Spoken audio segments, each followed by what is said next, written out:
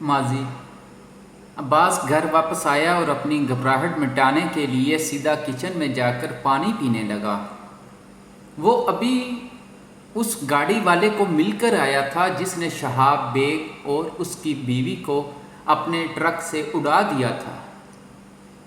Altaf bag نے جیسے اس سے کہا تھا ویسا ہی ہوا تھا۔ وہ شہاب بیگ اور اس کی بیوی کو ایکسیڈنٹ میں مروا چکا تھا۔ اب بس اسے الطاف سے انعام میں ملنے والی رقم کا انتظار تھا۔ کچن سے باہر آنے پر اس کی نظر کمرے میں پڑی جہاں سکینہ بیڈ پر بیٹھے چاہت کو اپنی گود میں بٹھائے کھانا کھلا رہی تھی۔ عباس مسکرا کر دونوں کے پاس آیا۔ کیسی ہے بابا کی جان؟ چاہت فوراً لاڈ سے عباس سے لپٹ گئی تو عباس نے محبت سے اپنے ہونٹ اس کے سر پر رکھے اور حیرت سے سکینہ کی آنکھوں میں پریشانی کو دیکھنے لگا۔ کیا بات ہے سکینہ؟ کچھ پریشان لگ رہی ہو؟ عباس کی بات پر سکینہ نے افسوس سے اسے دیکھا۔ ہر وہ بیوی پریشان ہی ہوگی نا جس کا حلال کمانے والا شوہر اچانک ہی دولت کے انبار کھڑے کر دے۔ وہ تو یہی سوچے گی کہ یہ دولت کہاں سے آئی۔ عباس نے چاہت کو اپنی گود سے اتارا اور غصے سے کھڑا ہو گیا۔ کتنی بار تم سے کہا ہے کہ پیسے کے بارے میں مت سوچا کرو۔ اتنے عرصے سے ہم غریب تھے، اب خدا نے ہماری سن لی ہے تو تمہیں اس سے کیا مسئلہ ہے؟ سکینہ بھی فوراً کھڑی ہو کر اس کے سامنے آئی۔ مجھے کوئی مسئلہ نہیں، بس ایک بار مجھے یہ بتا دیں کہ آپ نے یہ پیسہ کیسے حاصل کیا ہے؟ میں تمہیں یہ بتانا ضروری نہیں سمجھتا۔ عباس اتنا کہہ کر وہاں سے جانے لگا۔ اس کا مطلب آپ نے سلیمان صاحب کے گھر میں آگ لگانے کے لیے ان کے دشمن سے پیسے نہیں لیے تھے؟ اب اس کے چلتے قدم خوف سے رک گئے اور اس نے مڑ کر حیرت سے سکینہ کو دیکھا۔ بولیں اور کہیں جھوٹ ہے یہ؟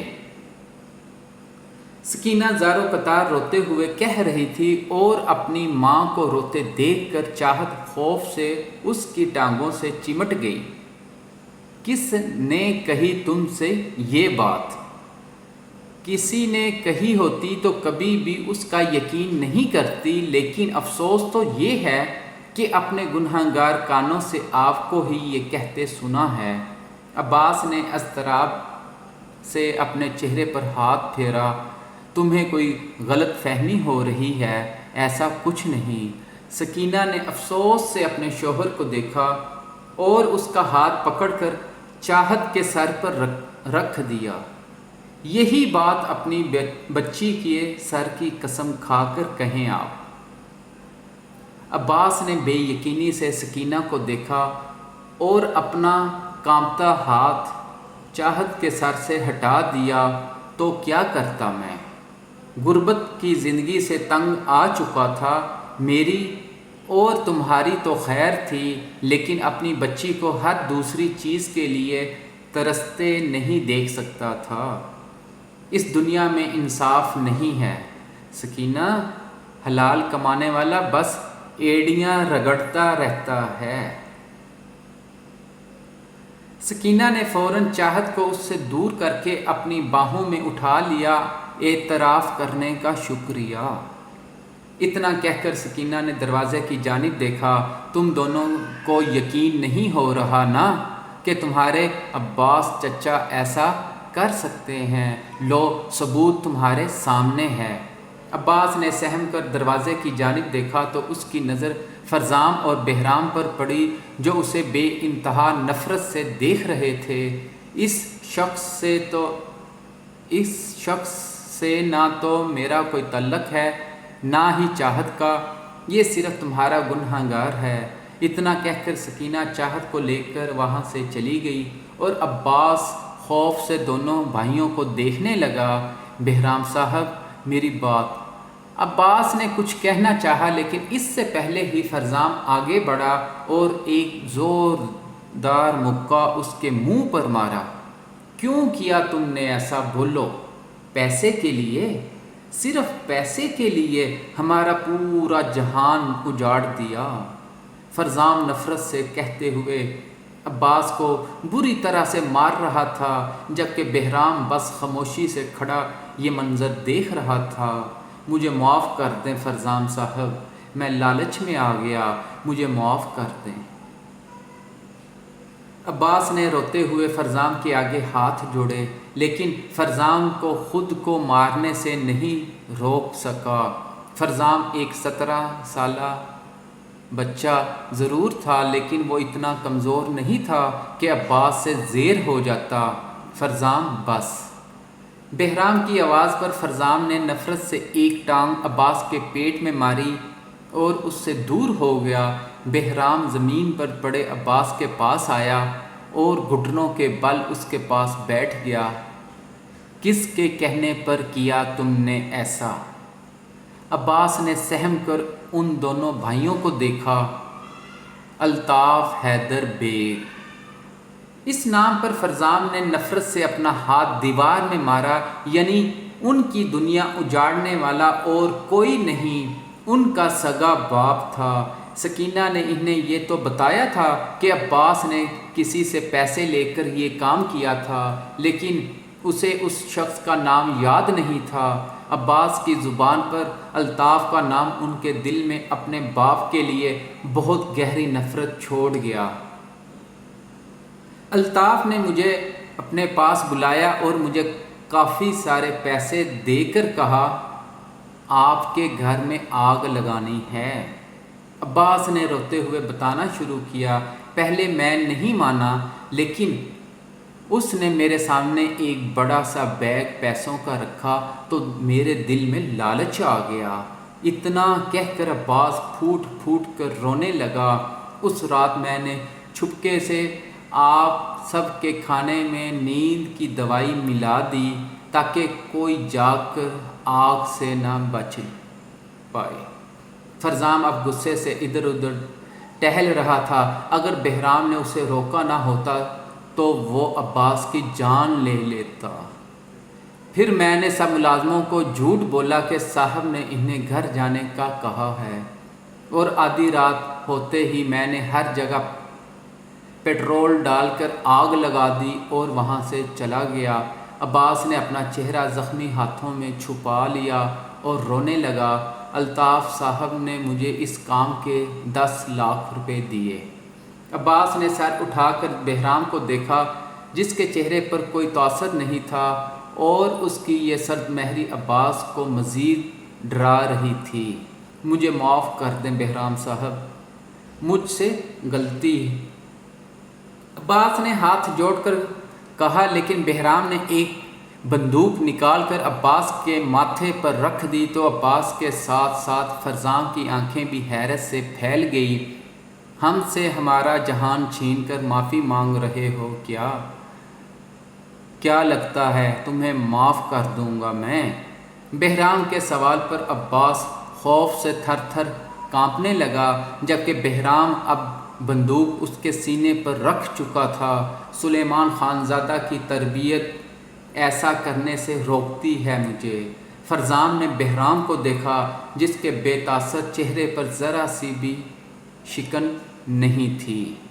لیکن کیا کروں، رگوں میں الطاف بیگ کا گھٹیا خون دوڑ رہا ہے۔ اتنا کہہ کر بہرام نے عباس کو مزید بولنے کا موقع دیے بغیر گولی چلا دی، اور ساتھ ہی عباس کا وجود زمین بوس ہو گیا۔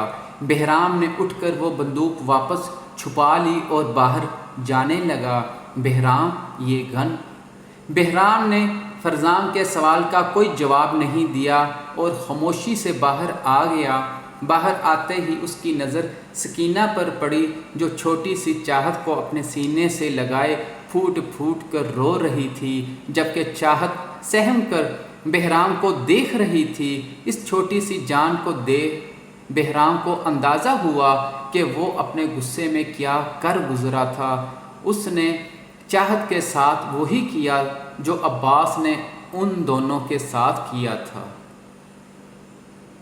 بچپن میں ہی اس سے اس کا سب سے پیارا رشتہ چھین لیا تھا۔ چاہت کو دیکھ کر پچھتاوا بہرام پر بری طرح سے حاوی ہونے لگا، لیکن اب کیا ہو سکتا تھا، وہ کچھ بھی کر لیتا اس سچائی کو نہیں بدل سکتا تھا کہ وہ چاہت عباس کا گناہ گار تھا۔ چاہت کی آنکھ کھلی تو بہرام ابھی بھی اسے اپنی آغوش میں لیے چہرہ اس کی گردن میں چھپا کر سو رہا تھا۔ ایک ہلکی سی مسکراہٹ چاہت کے ہونٹوں پر آئی۔ کل رات چاہے اس نے محبت کا اظہار نہیں کیا تھا، لیکن پھر بھی چاہت کو یہ احساس دلا چکا تھا کہ وہ دل ہی دل میں اسے کتنا چاہتا ہے۔ شاید اس کا شوہر تھا ہی نہیں جو زبان سے اقرار کرتا، بلکہ اپنے جذبات کو کسی سے بیان کرنے کا عادی نہیں تھا، اور چاہت نے سوچ لیا تھا کہ جب تک وہ دل سے ایسا کرنے کے لیے تیار نہیں ہو جاتا وہ اسے مجبور نہیں کرے گی۔ چاہت کی سوچوں کا تسلسل بہرام کی انگڑائی سے ٹوٹا، اور ساتھ ہی بہرام نے اس سے دور ہو کر آنکھیں کھول دی تو چاہت شرمیلی سی مسکان کے ساتھ اسے دیکھنے لگی۔ اب کیسی طبیعت ہے آپ کی؟ چاہت نے اسے بیٹھتے دیکھا تو جلدی سے اٹھ کر پوچھنے لگی۔ ٹھیک ہوں۔ بہرام سنجیدگی سے اتنا کہہ کر اٹھنے لگا تو چاہت نے اس کا ہاتھ پکڑ لیا۔ آپ کہاں جا رہے ہیں؟ بہرام نے ایک نظر اپنا ہاتھ اس کے نازک سے ہاتھ میں دیکھا۔ آفس۔ بہرام کی بات پر چاہت کا منہ بن گیا۔ بالکل نہیں جا رہے آپ آفس، اتنی طبیعت خراب تھی آپ کی، پوری رات بخار رہا ہے آپ کو۔ بہرام نے اس کے ہاتھ سے اپنا ہاتھ چھڑوایا۔ اب وہ دوبارہ سے سرد مہر سا بہرام بن چکا تھا۔ تنگ نہیں کرو چاہت، مجھے بہت کام ہے۔ بہرام نے اٹھ کر الماری سے اپنے کپڑے پکڑے تو چاہت اس کے پاس آئی اور اس کے ہاتھ سے کپڑے چھین لیے۔ جب میں نے کہا ہے کہ آپ نہیں جا رہے تو نہیں جا رہے، سمجھے آپ؟ اور اگر اب آپ نے ضد کی نہ تو کیا کرو گی؟ بہرام نے سینے پر ہاتھ باندھ کر اسے دلچسپی سے دیکھتے ہوئے پوچھا۔ پہلے تو چاہت نے اپنے دانت کچکچائے، پھر آگے بڑھ کر اپنا سر بہرام کے سینے پر رکھا اور اپنے ہاتھ اس کی کمر کے گرد لپیٹ دیے۔ پلیز مت جائیں نا خان جی، میری خاطر آج مت جائیں۔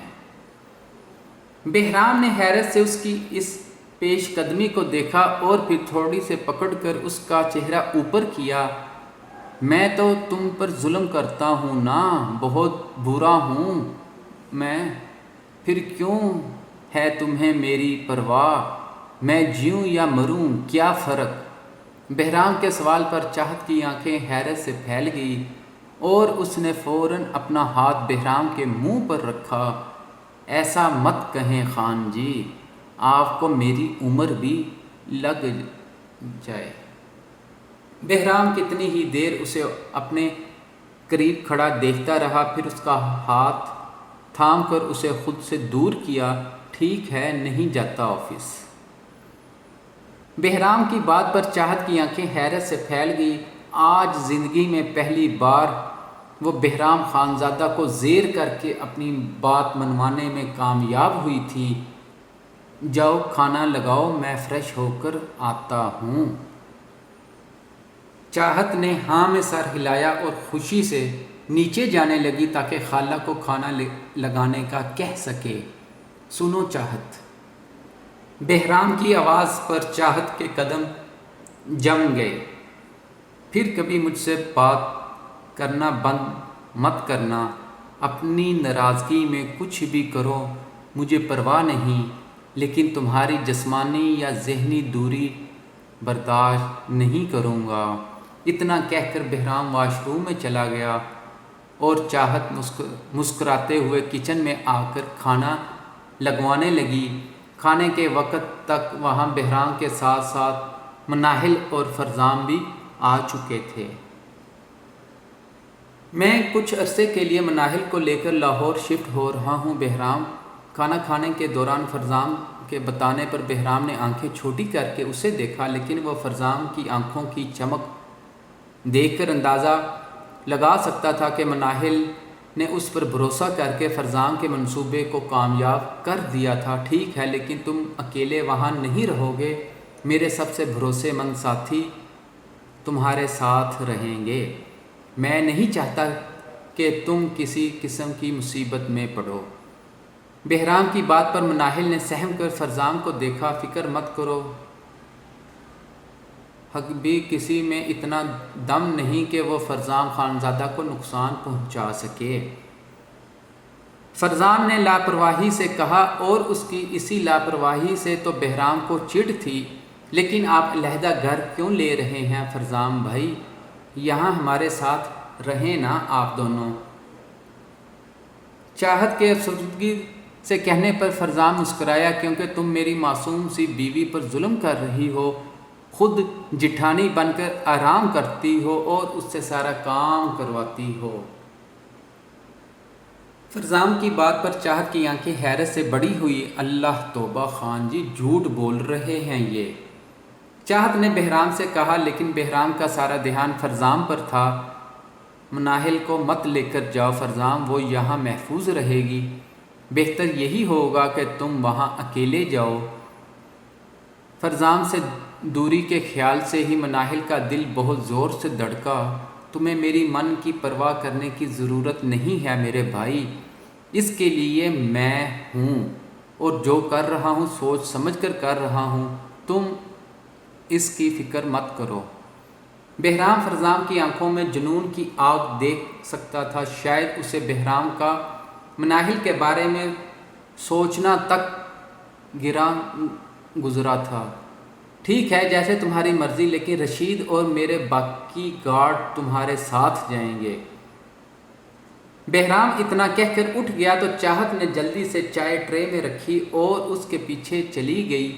فرزام نے مسکرا کر مناہل کو دیکھا، جو سہمی نگاہوں سے اسے دیکھ رہی تھی۔ مجھے وہاں جاتے ڈر لگ رہا ہے فرزام۔ فرزام کے ہونٹ مسکرا دیے۔ تو یہاں رہ لو۔ مناہل کی آنکھوں میں آنسو آ گئے۔ خود سے دور کرنا چاہتے ہیں مجھے؟